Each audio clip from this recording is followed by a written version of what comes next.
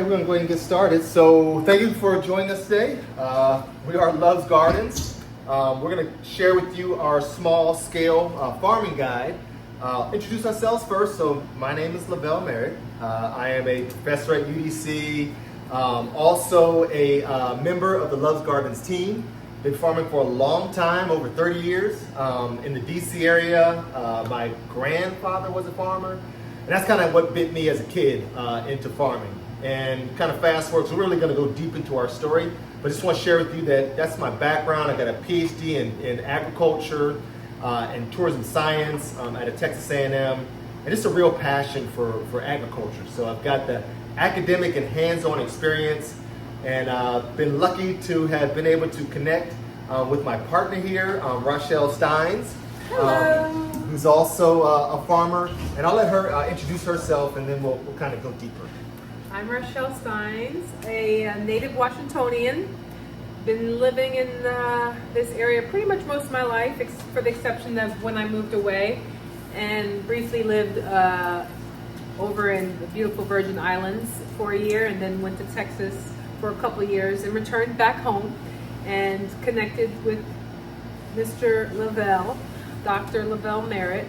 I enjoy farming and was introduced to it through Lavelle during COVID. COVID is where it actually all came together. We had time, we had the space, and we started kind of doing more gardening in the backyard.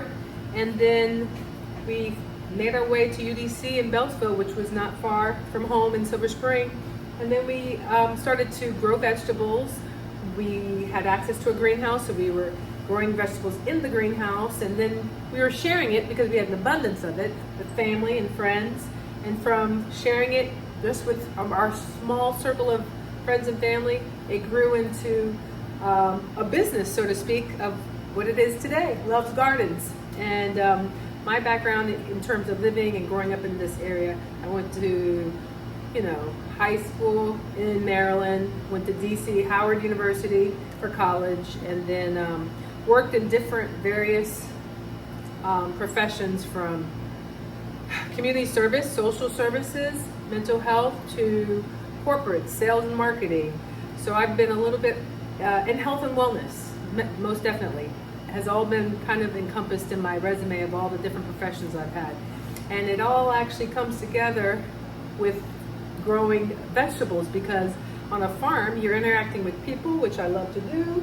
You're actually getting your health and wellness, of course, and then you're also dealing with exercise, physical fitness, because you're moving constantly.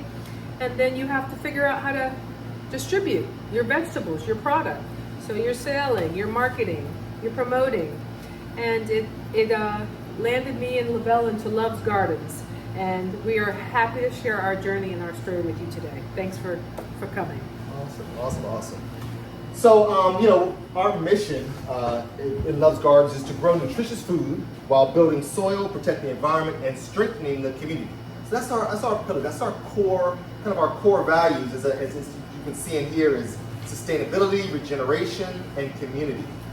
So we're going to tell a little bit more about that story, but in that, our philosophy, farming is really a business. I mean, there's a passion to it just to produce, but there's also a business side to it. And any good business plan should have a philosophy, core values ingrained into it, and it really should come from you, from what you want to do, what really gets you up in the morning. And farming has got to be one of those things that it's going to call you at night to get yourself out of bed in the morning and get to it.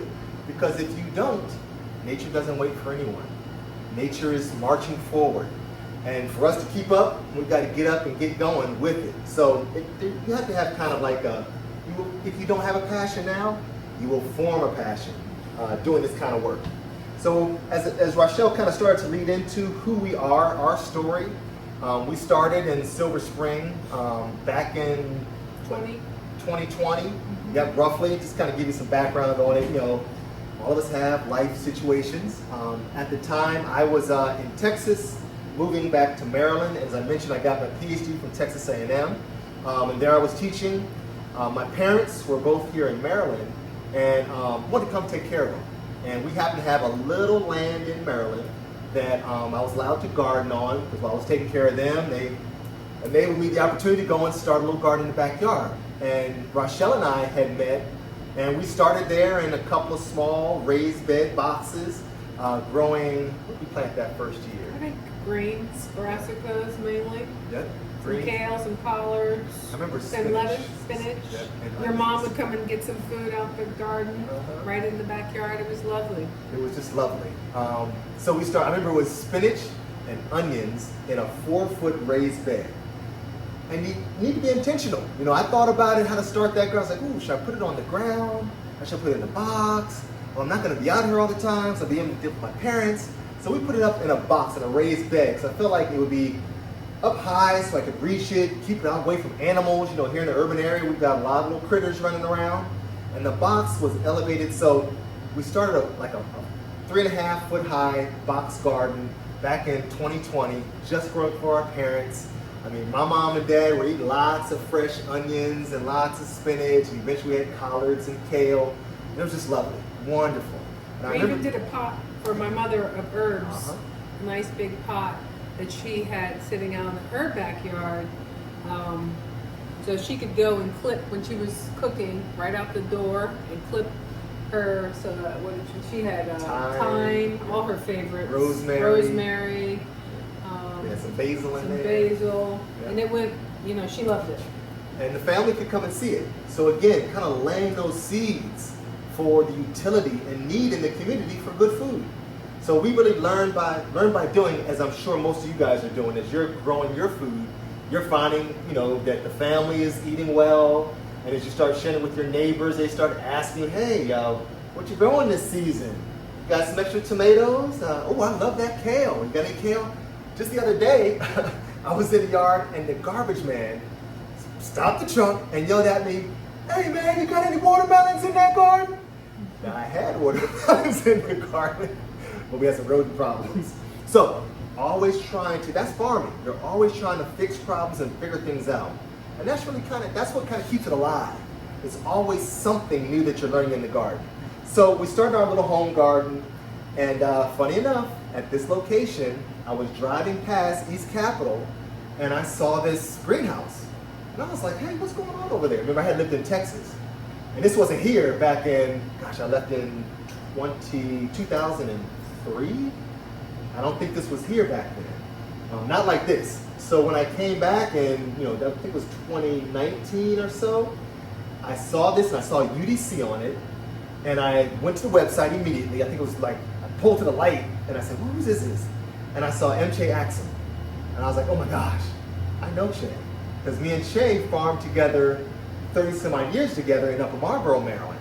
And I said, you know what, let me give my old buddy a call and just to see what is happening out here. So I found his email, I emailed him, he replied back, and he said, hey, well, we need somebody to help us to volunteer at the Firebird site. I was like, Firebird, what is this? So Rochelle and I drove out to Beltsville, took about a knocking on the door to kind of get a good response to invite us to come out, but eventually Shay says, come on out, and we were just amazed. So he looked at this urban garden and said, okay, this is a really unique, interesting space in the city, but the Beltsville site is what we call a peri-urban farm. A little bit bigger, more, you know, acreage, you know, acres and acres of land. I think it's 130 some odd acres of land or more out there in Beltsville.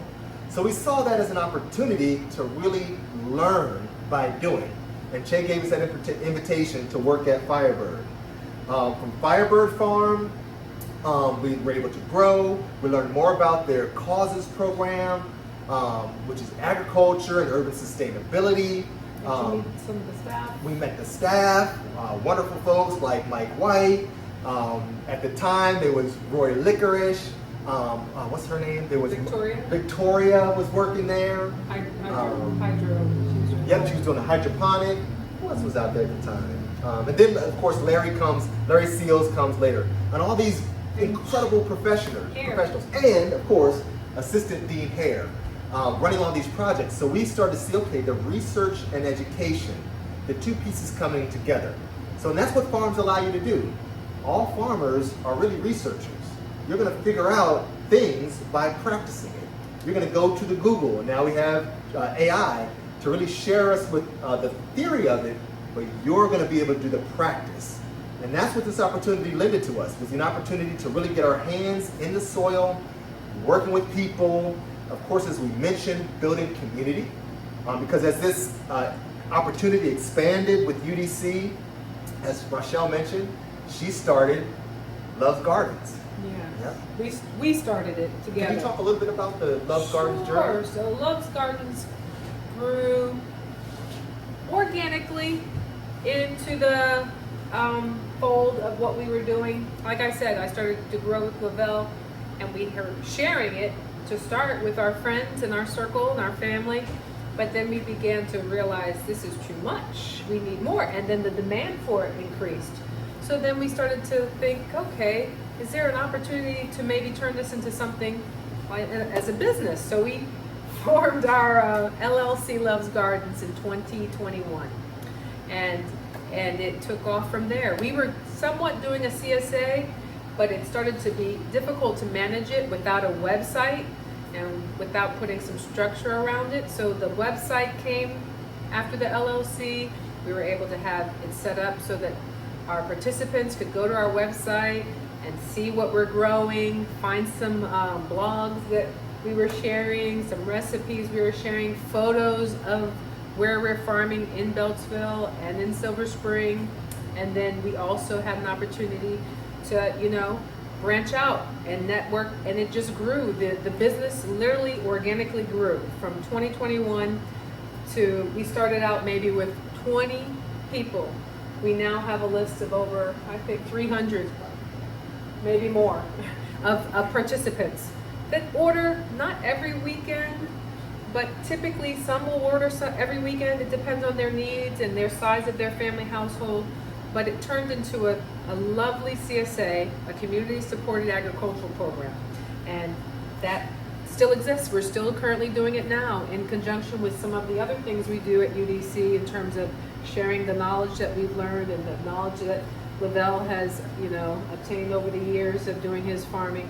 And so CSA has been very successful, and it's actually, it's a little bit of diversity in terms of, I have demographics from older folks to younger folks to some folks in the city, some in suburbs, all throughout DC and Maryland. Some, not too many further than DC and Maryland. We'll occasionally have someone that might be a little bit further out, but we set it up so that they can come and pick up their orders on the weekends, or they can get it delivered.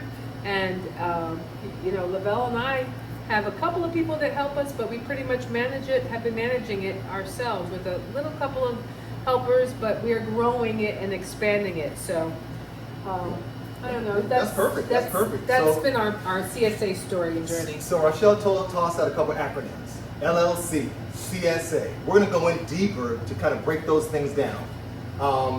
Back before, in the good old days, I had started a small business with Che, and it was a sole proprietorship. So just a sole proprietorship. Just me as a business person, as an individual starting a business. Taxes are pretty simple. Didn't have any real formal paperwork to be done, but very small. So a sole proprietorship is a great way to start a small business. And as you scale up and maybe you start staff and really start to make some income, you might want to consider going into a limited liability corporation, an LLC. It's just higher level, requires some taxation because you're going to be running a bigger business. And then you have the opportunity to kind of scale up your staff and kind of run it more as a legitimate business. So there's an LLC, there's a S Corp, which is kind of really on the high end. We might get to that as our farm builds as we've expanded. But we'll go a little bit into the business aspects, but I know everybody's right now planting seeds. So we're going to start into some of the ways that we grew from individuals into now the company that we are, that's running a community-supported agricultural system, a CSA. As mentioned, we got a couple acronyms we're going to throw at you guys, but track with us. If you have questions, you can throw one or two at us, but we don't have a whole lot of time, so we're going to keep it driving and keep it moving forward. All right, so as I mentioned, we're going to go from the seed part now. So as you're starting your farms, your urban farms, or even a smaller farm, there's some things to consider. Now, we got lucky. We showed up at, well, one, the backyard of the home, and I had some skill sets in agriculture, and then we scaled up to a large farm. But you might be starting with, just a patch of grass. And you're looking at that, your lawn and your space going, oh boy, I want to grow something, but what do I do? So we provided some checklists for you to kind of consider as you look at your land and think about, oh, what am I going to do with this space? So agriculture starts with soil. Everything starts in the ground, unless you're doing hydroponic or aquaponic, and that's not our discussion today. We're talking about soil-based agriculture. So looking at your site, when you look at your space, is it flat? What type of grass is growing in there? What are you going to have to manage and manipulate? Really important is the soil, so you want to do a soil test out the gate. UDC has the Environmental Quality Lab, a good place to send your soil test, and Dr. Dexisa will run that soil test for you at a very reasonable price, and they'll get all the important data back about your soil, whether it has nitrogen, potassium, phosphorus. The NPKs are really critical, and also will tell you if you might have lead, cadmium, chromium, and those are toxins that we want to be careful of. So you want to make sure your soil is appropriate to grow. So that's kind of step one. Of course, sun. Do you have 6 hours of sunlight at least to grow in? And if not, you got to make some decisions about what you're growing. You might not be able to grow sweet potatoes if you got a big old oak tree coming in your lawn.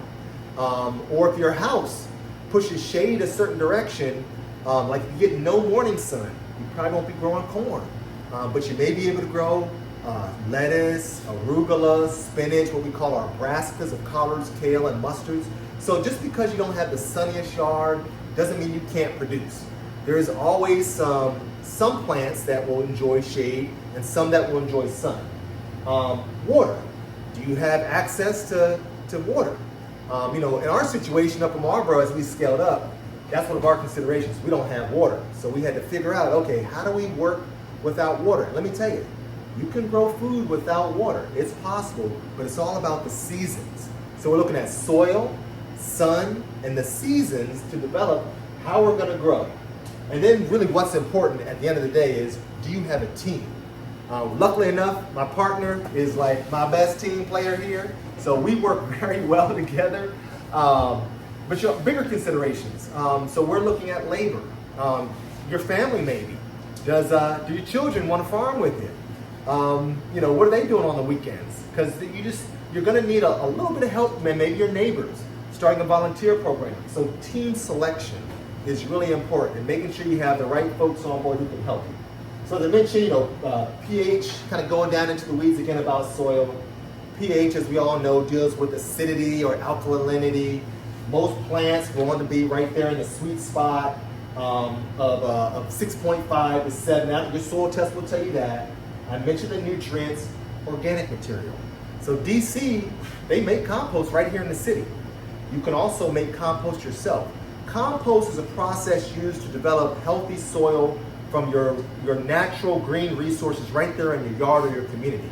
So compost creates that organic material that you're going to incorporate into your farm or your garden. You can go to Home Depot and buy bags and bags of compost if you like.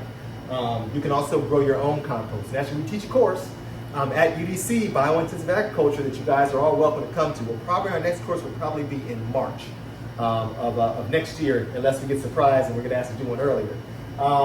But yeah, organic material is really important. As I mentioned, compost. You might add mineral amendments. So you could be going in and adding things like fish emulsion or kelp meal. You might make your own compost teas, which is very prevalent today in the regenerative farming practices. There's a science that comes out of Korea, South Korea, called jadam, that makes a fermentation tea that helps to build soil microbes and helps to improve the health of soil.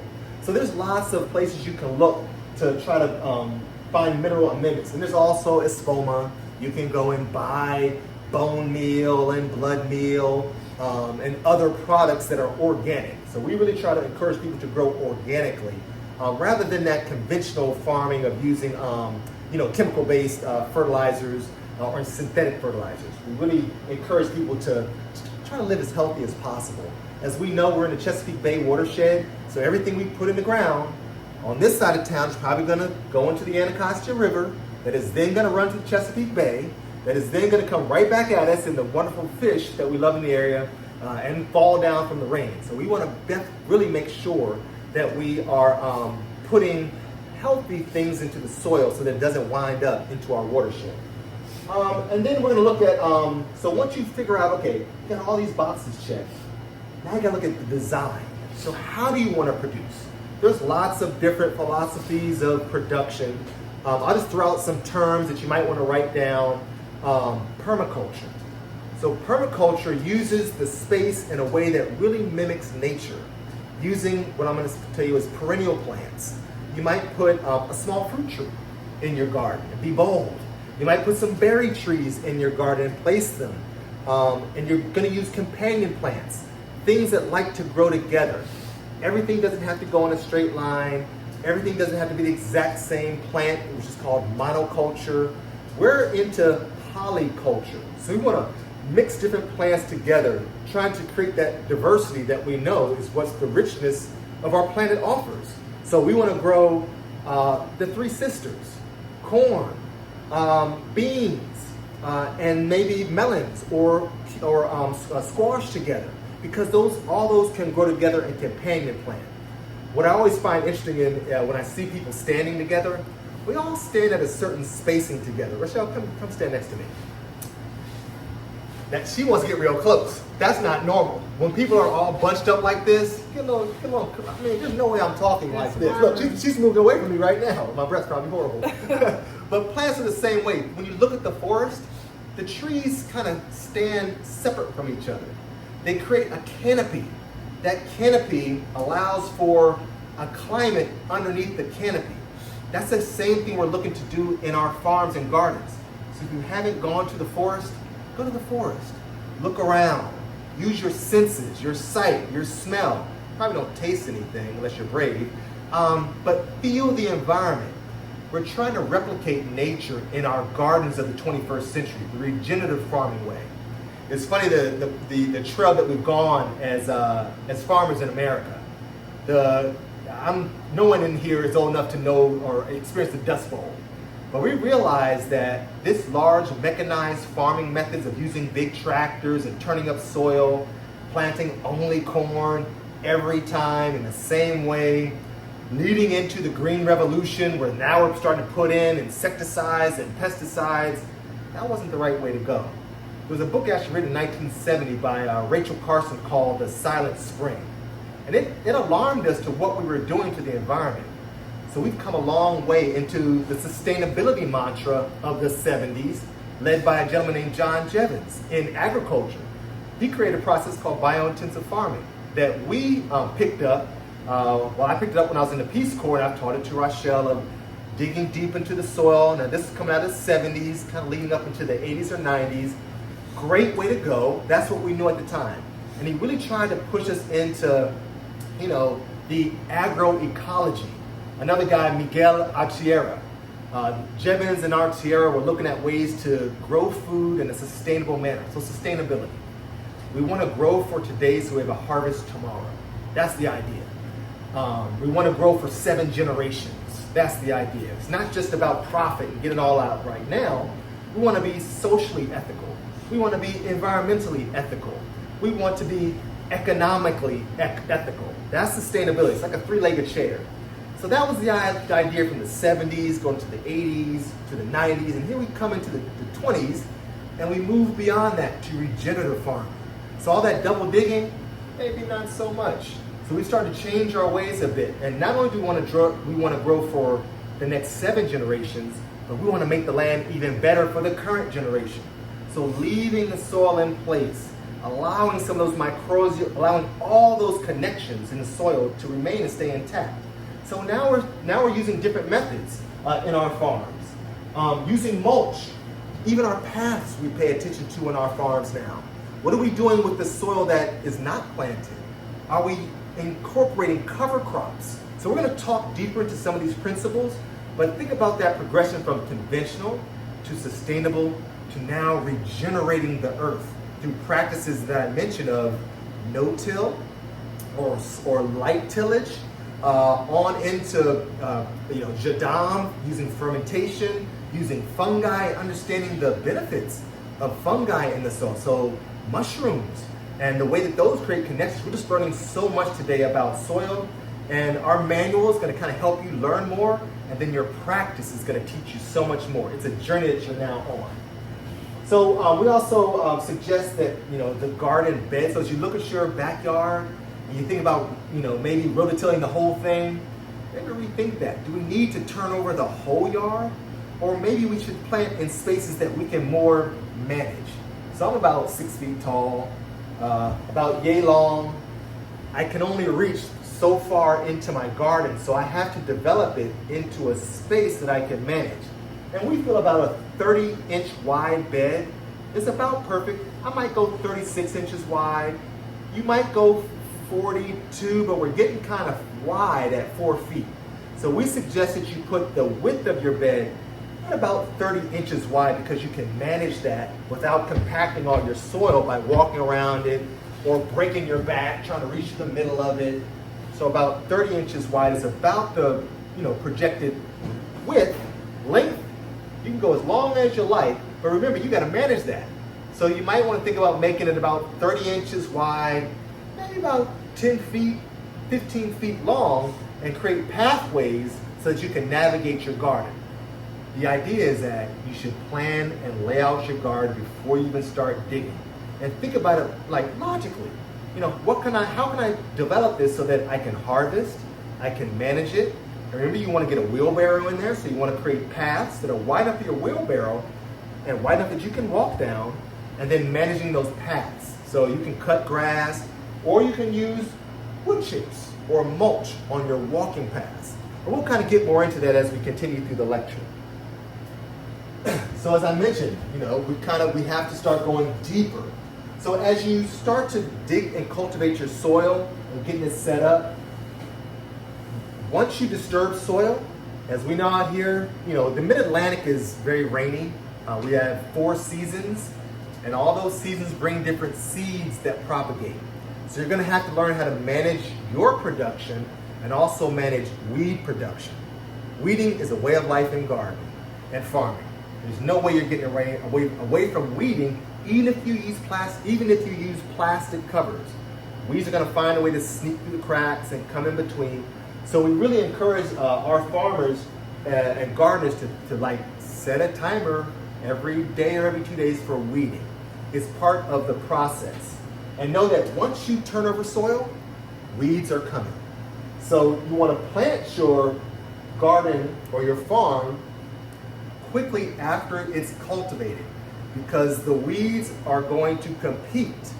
And it's all about competition on a farm and in the soil. So as I mentioned, kind of start with the planting. You look at your soil, and also, of course, keep in mind that you got to know what you want to grow in that space. And we'll talk about choice of crops. But weed management is something you kind of get your arms wrapped around. So there's different ways to remove the garden residues. I'm a big fan of the hoe. I got all kinds of hoes. I got little hoes, big hoes, hoes that I can stand up and work, hoes that I work with my back. Some folks like to use rakes. We encourage use of the broad fork. Another tool that is used on the farm. It's a very large fork, and it's a way to cultivate the land. And you're not disturbing it as much as using like a rototiller. I'm not anti-rototiller. It gets you in the land fast, but it does a lot of soil disturbance. And once you do that soil disturbance, as I mentioned, then you're managing weeds. So just think about what tool is appropriate for your place. And we're here in an urban area. You're not tilling up an acre. So I encourage you to go with your hand tools, using your hands, whether that be a hoe, a shovel, double digging, a broad fork. You might not even till it at all. You might just add compost and do what you call a lasagna garden. and put compost down, and then maybe green materials. And then you may cover that with landscape fabric, or you may even cover it with cardboard and grow into the cardboard without ever tilling the land. So there's different practices that you can use to cultivate the soil without even breaking it up. And we'll kind of talk about that, and you're definitely encouraged to Google because there's so much to learn. So as I mentioned, there's a lot of strategies for weeds prevention. You want to definitely, disturbance can be a problem when you're producing. We've often used tarps. So there's soil tarps that can be used, plastic tarpage you can cover your space with, and the tarp is going to basically suffocates the grass and other herbs, green material from growing. So we use large plastic tarps. In the summer, you can use a clear tarp that really cooks it real fast, and then once you remove the tarp, you can add compost and grow it, and you never have to till the soil. So there's different practices that you can use that you don't even have to disturb soil. Tarping, mulching, as I mentioned, lasagna gardening, or box gardening. You're the decision maker, and you can try different things. I mean, I have boxes at home right now that I may remove next year, plant right into the earth. So there's different ways of doing it, none wrong necessarily, but you have choices is what I'm getting at. It goes all into the planning. And know, in your life, you're gonna have to do a little bit of weeding. It's part of it. But make it a joy. Okay, propagation. So as I mentioned, you got to choose what crops you want to grow. As Rochelle mentioned, we chose the crops that our family likes to eat. Our family likes collard greens and onions, and they like everything actually. And of course, the season that you're growing into. So there's a season and time for everything. That's a song, isn't it? There's a season for everything. So the brassicas, the kale, collards, mustards, turnips, spinach, lettuce, beets, they all like cool weather. Those are all cool weather crops. There's a whole different selection of warm weather crops. In the manual, it breaks all that down. Our warm weather crops are, you can push some collards and mustards into the warm weather, but it's really your tomatoes, your peppers, your watermelon, your sweet potatoes, crops like that. Okra, those are all your warm weather crops. If you're blessed with a greenhouse, you can kind of push the seasons and overwinter things as well. But there's a season for everything, and you need to look at why are you growing? Are you growing for your family? Are you growing for a supermarket? Are you growing for a restaurant? And that helps you to make decisions about what you're going to grow. And some things are harder to grow than others. And again, you're going to learn. For instance, I'm not so good at growing watermelon. I'm still trying to figure it out. I'm really great at growing like peppers, and I can grow pumpkins, but those watermelons, to get them sweet and perfect. So a couple years back, I planted a lot of watermelons, and I was not so successful. So now I plant less watermelons, lots more pumpkins, lots more sweet potatoes, and other cantaloupes. Yeah, because we kind of learn as we go. But give it a shot and know your seasons and come up with a propagation plan. So you want to look at the calendar and what's appropriate to grow at the right time. And there's lots of manuals and books that are offered out about what seeds to start at one time. So once you choose the seeds you want to start, you got to make another decision. Do you want to go right into the soil, or do you want to start them into trays? If you have space maybe on your windowsill at home, you can start your seed in trays and then transplant those trays out into the ground. What we encourage you to do is bottom watering. So you set up your seeds in a tray, and then you can dip the tray into a pan of water. And that allows the water to wick up into the plant, getting the root base really, really wet. One of the most important things in farming, other than soil, sun, water, location, is the seed and the seedling. If I've got bad seed, we got a problem. If I let my seedlings go bad, dry out, that's another problem. It's like your children. Anybody in here have kids? Yeah, all of us. We all have children. Wonderful. You got to start them out right. If you don't teach them right in the beginning, you're going to have problems. You're going to have problems. If you don't feed them the right thing, you're going to have problems. If you don't send them to the right school, again, you're going to have problems. So we have to start our baby seedlings out just like we start our kids. And we have to care for them just like we do our kids. You neglect the kids, who's coming? Social services. You neglect your plants, guess who's not coming? Money, because you won't have any product, no food for you. So you gotta start your plants right. So bottom watering is really important. I come with jokes. I bring you jokes. So and then after you get them started, so there's a couple things that happen in the process. When you start a seed, it pops out these little tiny leaves. They all look the same, like 4-leaf clover. They're called cotyledons. Aha! You got a seed to produce. Then those seeds produce true leaves. And the true leaf is very important too. So you look for those true leaves. Once they have true leaves on them, they've been inside. You got to get those kids outside. Get them out there. I'm going to make a little joke. My kids spent a lot of time inside until I kicked them out of the house. Get outside. And I remember them going outside like, Dad, really? We got to go outside? And they kind of sat there at the window looking at me like, what are we going to do? Go run out there, get lost. And they kind of got more comfortable. Next thing I know, they're digging holes, pits in my yard. They're coming home with all kinds of creatures. So they got used to being outside, getting off their phones. Our plants are the same way. They're in your house, no wind, no rain, no environment. You can't just take that plant and put it in the ground. It's not going to survive. It's going to be confused. It might freeze if it's too cold outside. It might burn up from the sun. So you have to acclimate your plants to the outdoors. So you want to avoid transplanting shock, you want to harden them off. So get them outside for a little bit. Maybe bring them back in. Then get them outside another day and then leave them outside. And then watch them. Give them like 7 days to get used to being outside with the wind and the water. They're strengthening up. There's all these chemical reactions going on in the plant that strengthens that plant and gets it ready for the soil. Now once about 7 days or so outside, kind of getting used to it, then you can plant that crop in the ground. And comes the care. You gotta water them. Light, you've already figured that out, so you put them in a sunny place. And then pests. We're gonna talk about integrated pest management. But whether it's rodents, deer, cabbage worms, little small worms, it may be slugs, groundhogs. There are many, it could be people coming for your crops. People, if I see a tomato growing in somebody's yard, I never take it. I just look and walk by and go, wow, that's a great tomato. It's that other guy behind me that goes and takes the tomato. But you got to kind of plan for all these things and figure out ways to mitigate them.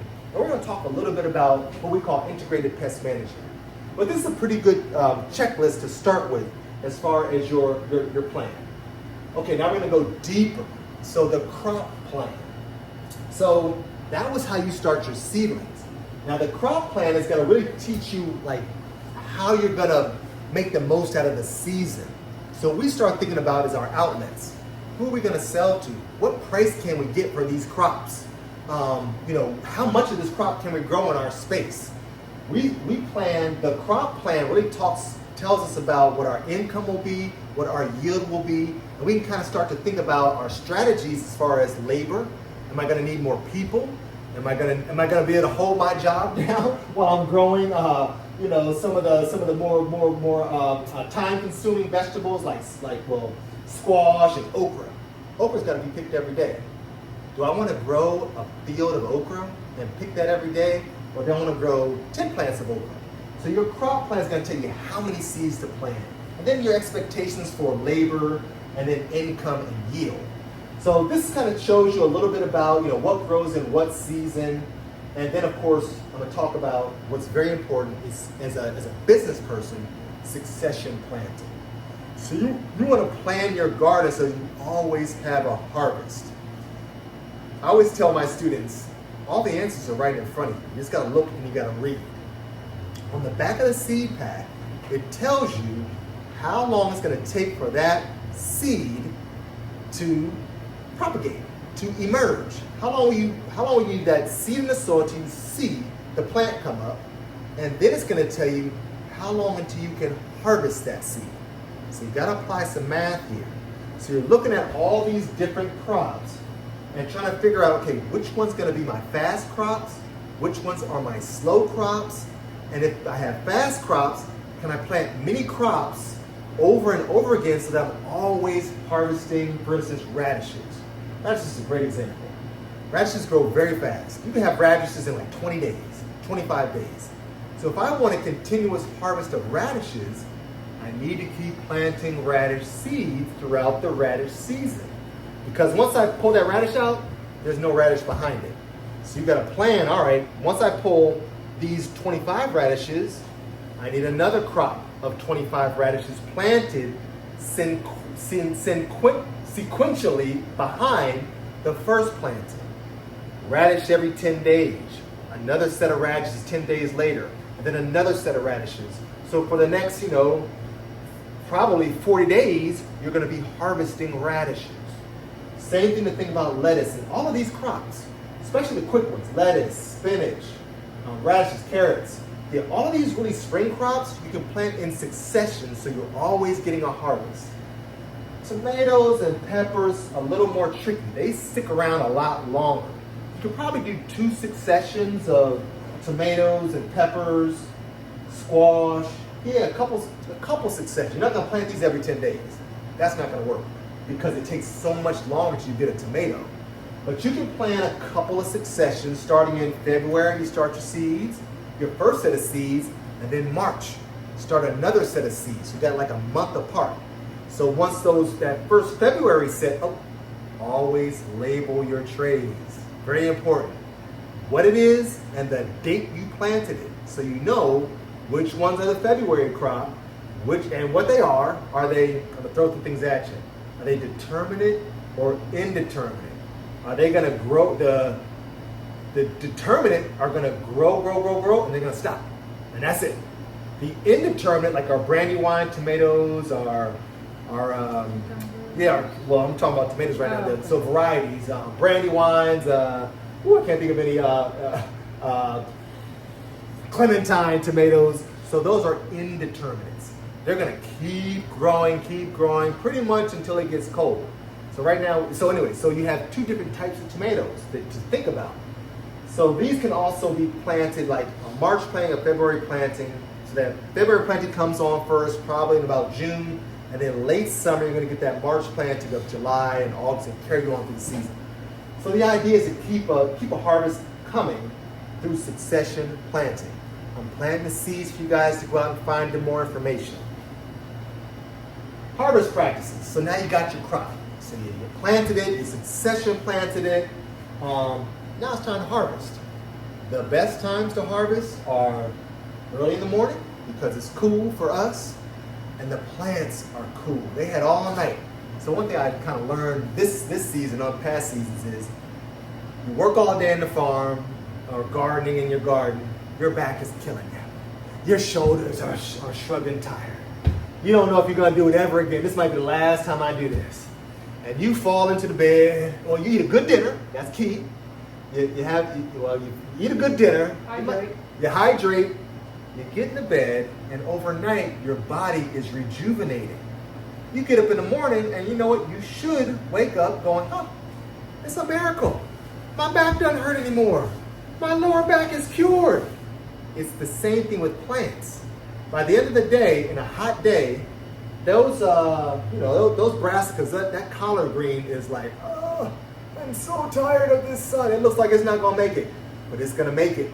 Because once that sun goes down, all of a sudden the leaves come back up. So you can harvest. So in the morning, they're like, I can tell jokes, but I'm not. Up in the morning was a great day. They are ready to go. They are up like, hallelujah. And that's the time to harvest. When they are hallelujah in. Cut those leaves in the morning or late evening. In the middle of the day, nobody wants to be touched in the middle of the day. I tell you, sometimes it's hot outside. Rochelle's looking at me like, if you put your hand on me right now, I'm about to smack you. But again, early in the morning, I get a kiss on the cheek. Late at night, right before bed, I get a kiss on the forehead because we're rejuvenated. We're rejuvenated. So best times are early in the morning and late afternoon to harvest. We do a lot of night work, especially if you're home and you're at your homes here in the city. It gets nice and cool at nighttime. There's lights everywhere, so you can harvest at nighttime here in the city. So we harvest a lot at nighttime too. You gotta have the right tools. You need a sharp knife, clean knife, Scissors are good to go. Clips, we use clips, same thing, like a pruning clip is a very good tool to harvest with. I always tell folks, when you go in the garden, you're gonna come out with something. So bring something to harvest in. Because you know what we always do? We take our shirts, and we start piling tomatoes into our shirts, and we're chugging around tomatoes in our shirts around the garden. Well, plan properly. Bring a box. Bring something to harvest with. And then once you get that harvest, you got to get it to cool. It's going to be hot here for probably another 30 days. And about mid-October, it's going to cool down. If I harvest outside, it's really hot outside. Once I cut the crop, it's starting to die. It's starting, decomposition has begun. And heat is going to increase that decomposition. What do they say about a hot body? No good, no good. So we need to start to cool those things down immediately. So we harvest, we go right to the shade. If you can get things in under a tree, you have solar panels, get on those solar panels. I even tuck it up next to my car where it's shady. But in your homes, you probably got a porch. You can bring them inside as soon as possible and cool them down. If it's a leafy crop, get cold water, almost an ice bath to cool them down. If they're tomatoes and peppers and squash and zucchini, just get them out the sun. Get them into a cool place. We do a lot of moving our vegetables around, so we have a pickup truck.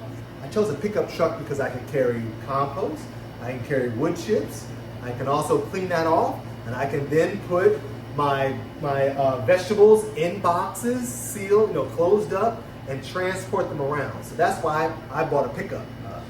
I'm not gonna, Toyota's not giving me any money, but I have a Toyota Tacoma. I think it's the best truck on the planet. I see a couple other Toyota Tacomas around here, they're awesome, but they've got other vehicles. Just a flatbed truck for me and Rochelle is the go-to. Now we're gonna scale up and probably have a pickup truck and a box truck eventually. And ideally, a box truck with refrigeration would be great. Oh, one thing to mention about the pickup truck. I use tarps to cover the vegetables so that, there was one time when I first started doing this, back when I was a young man in my 20s, and I had a bunch of lettuce I harvested. And I go driving down to Anacostia to make a delivery, and I look behind me and I got lettuce flying every off the back of I had just picked it. And I pulled over, because I live in Maryland, on I-95, and I stopped, and I said, oh shucks, I gotta do this differently. So a tarp was the way to go. Closed boxes, but a tarp over that is a safe way to go. You don't be throwing your crop all over the place. So if you're on a bigger space, like if you're setting up a community garden, a wash and packing station, you definitely have to somewhere to wash your crops. A lot of our community gardens have wash and pack stations. We're leveling up to a large farm, so we're going to have a pack station on our farm.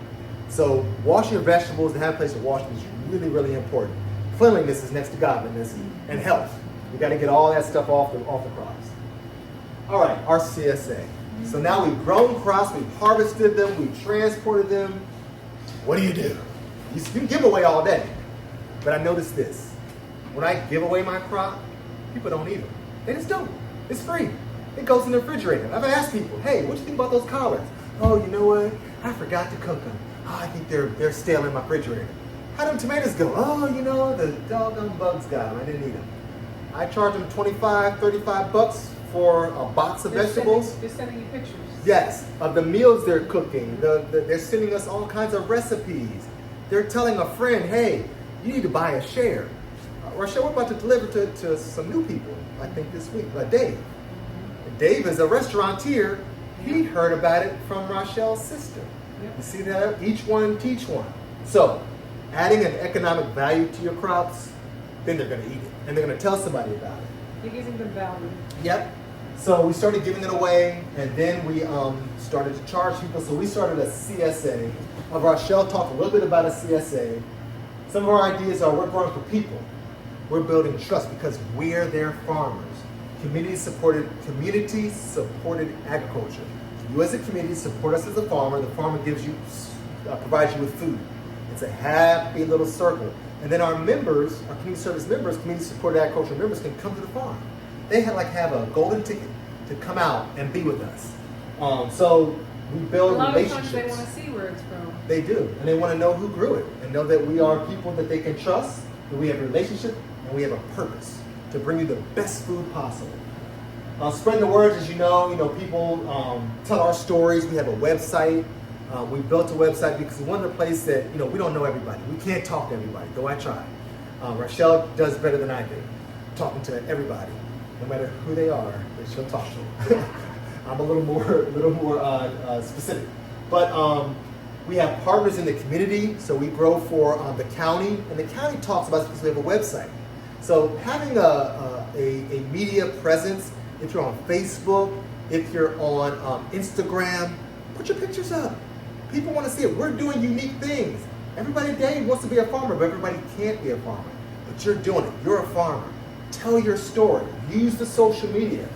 And I use AI to tell all of my stories. I tell ChatGPT, today I harvested 50 pounds of tomatoes, and we delivered them to the mosque, and we met 4 kids that helped us unload the truck. Give me a social media post. Magically, AI creates a wonderful little post. I put some pictures behind it, very short, very sweet, and every week. I don't have to sit here like I used to. I'm old. I used to write everything, so don't think I never used to write everything. But now, ChatGPT, I just read it, and it's wonderful. Use it. Go farm. Let ChatGPT do your writing, unless you're like that. You write and farm. Bless on you. Come work for me. All right. We listen to our members. We want to know, so we do surveys. We ask them, what do you like in this year? What don't you like? Is the price right? We ask them about, we ask them, are they sharing the crop?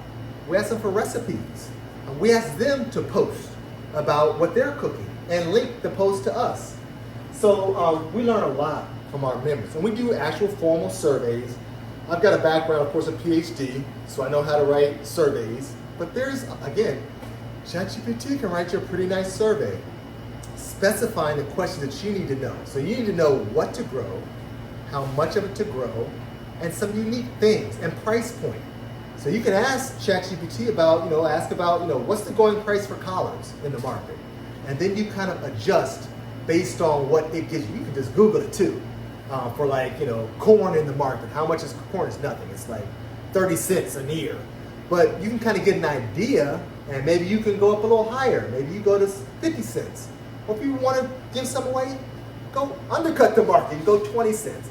But you have to have some sense of what your community wants. And surveys are good ways to go. Interviewing is a good way to go.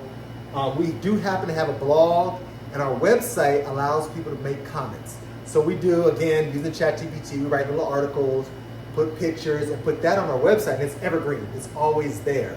And if a person gets something they're not familiar with, Clemson okra, I got an okra recipe on my website that they can look at. So there's always ways we can teach people about agriculture and about what we're doing to build our community. So our CSA is, actually, Rochelle, do you want to talk about how often we do it? Sure. Our CSA, basically, we offer it to those participants to participate anytime they want. If it's weekly, they can have it weekly. They don't have a subscription where they're buying it for 6 months or a month or a year. They're doing it as they would like to purchase the vegetables or fruits and vegetables.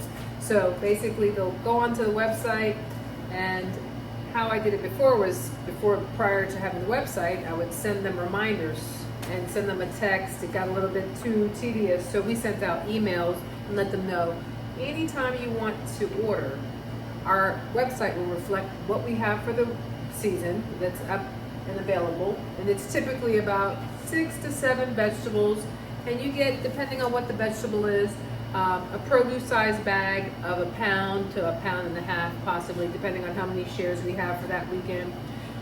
Let's say you have 1 pound of collards, you have 1 pound. When I say it's fitting in a produce size bag that you would get at a grocery store. And you get about 1 pound to 1.5 pounds of the variety that we may have. For example, you'll get a lettuce head, nice size big lettuce head, maybe 2 if they're not so huge, and maybe a variety of red and butter. We'll also have spinach in a bag, and we'll have kale, and we'll have collards. And then if we're still in the tomato season at the time, we'll throw in maybe a half a dozen of large size heirloom tomatoes, and then the cherry grape tomatoes.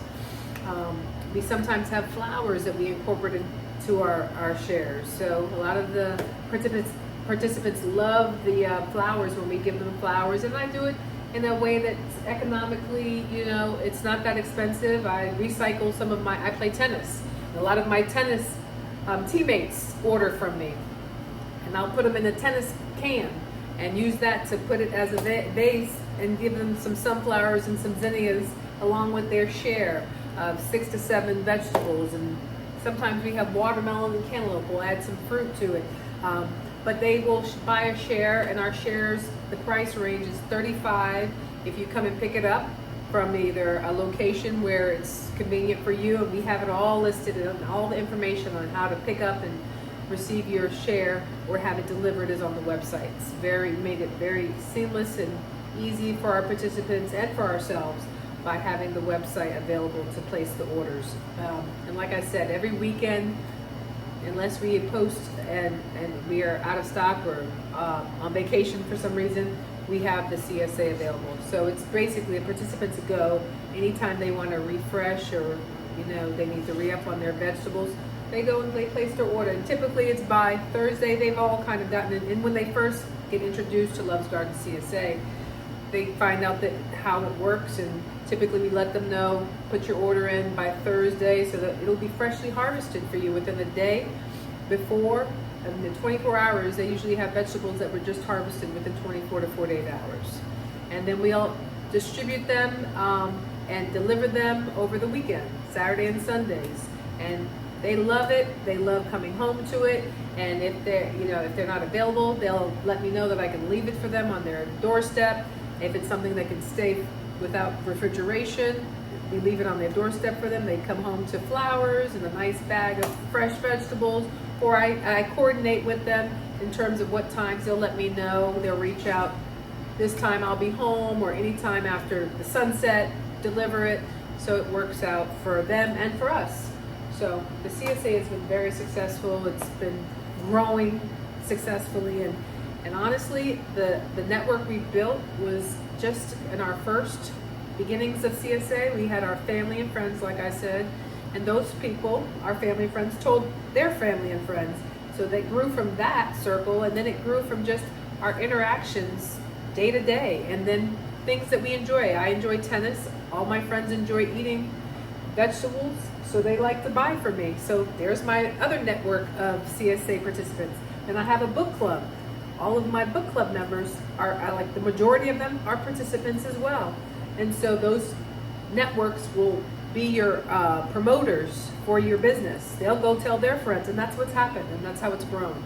And I meet people in the store. Sometimes when I'm running around getting boxes to put my tomatoes at a store, at Costco, or running somewhere to get, and folks ask me, what are you doing? I'll share my website, and I'll tell them, you might want to buy my vegetables instead of this grocery store vegetables. And it's honestly, it's not as hard as you think to build your CSA participants. So it's been growing successfully. So we've kind of changed up the CSA game a bit. Usually CSAs take the money up front. They might charge you for a 3-month share at $25 a share, costs you maybe $300. Let's say if it's $25 every week. Well, I started doing it that way. I felt a little uncomfortable because I had to meet that demand. I took these people's money, so I better have a crop for them, or I'm going to be taking their money. But that's part of the CSAs. They should understand that they're investing in the farm. We went more with the the online direct purchasing route. It's still called a CSA. These people are our members. So as Rochelle said, they're on our listserv. We reach out to them and tell them, hey, we're going to be offering a share this week. We want you to order. And they can direct order every week. So for us, that works better. We know we have the crops, and we know that we're going to be harvesting, and like Rochelle said, They order early, so we know by Thursday, all right, we got 25 shares to get out. Keep harvesting. You see, the plants aren't waiting for you to sell them. They're growing. You gotta harvest it anyways, or the plant's gonna drop that fruit. It's sitting on the ground, you lose your crop. So we're gonna harvest the tomatoes anyways and put them in a bin and sit them on the shelf. Come Thursday, the good thing is they're gonna get sold because Rochelle's gonna promote it. People know who we are. They're gonna order. So every week it's got a place to go. And the beauty of this now is that bigger institutions have heard about us through word of mouth. So, next contracts are like hospitals, universities, and restaurants. And we are growing enough now that we can kind of fill the need of those clients. And if we can't, we don't take that contract. We say, hey, well, we're not really ready, but we have a CSA that you can tell your community about, and they can order that way. So the CSA has been a really great way to build our brand and really for us to kind of practice the art and science of agriculture. So that's how we do our CSA. All right, we're here to the end. I'm about an hour in, so perfect. So CSA really, it's more than a business. For us, it's an agricultural movement. We've been blessed now. My cousin, as of last year, purchased 20 acres of land. I know that's kind of like a blessing from God. Everybody doesn't have a cousin who's going to buy land. We just got lucky. But we got lucky because of what we're doing. So because of your posts. Yeah. That's actually how your cousin learned. Exactly. Our work spoke for us. My cousin was looking at our website, and I was at a family gathering, and she said, "Hey, LaBelle, we're going to buy a farm. We want you to farm it." Like, really? Kinda. At the time, just to tell the whole story, at the time I was fully employed by the federal government, and I can barely do what I'm doing right now. And things happen, and now I'm into retirement. So I have some bandwidth and space to be able to help them on this 20-acre farm. And this 20 acres, it's big. So we've been lucky for that, but we're prepared and ready to be successful. We're going full speed ahead. So again, Love's Gardens grows through resilience. And that's resilience for everything. I mean, politics change, everything changes the way of life. Climate changes, resilience is critical. And resilience just means you're making you stronger. You got to take one step back, but you can take 1, 2, maybe even 3 forward. So you don't feel that one step, and you learn from that one step back. So being resilient. We're all about education. And you kind of are as a farmer. Once people find out, when I was printing our manual at FedEx today, the person looked at it. She said, "You're farmers? You're a farmer?" I said, yeah, I'm a farmer. She goes, "Well, I've always wanted to farm, but I don't have any land." I said, "You should come to my class right now. You should come to my lecture." She couldn't, but what I could do is I could take my card, my QR code, of which I did, and said, "Hey, scan this QR code." Boom. She goes to our website. So you're always teaching somebody, and then community is inherent in agriculture because you can't eat all the food yourself. You have to share it with somebody. That's just the way it is. So you build community automatically. Every share that we deliver is a promise of health because we grow organically. We grow with love, trust. We trust that you're going to show up and buy it, and you're going to trust us that we're going to deliver. So there's that kind of, we trust each other to do our parts. And of course, we love what we do. We love each other, and we love what we do. That's Love's Gardens. That's why we're Love's Gardens. All right. So we hope you guys are going to join us in building a healthier and stronger community because we're in this together.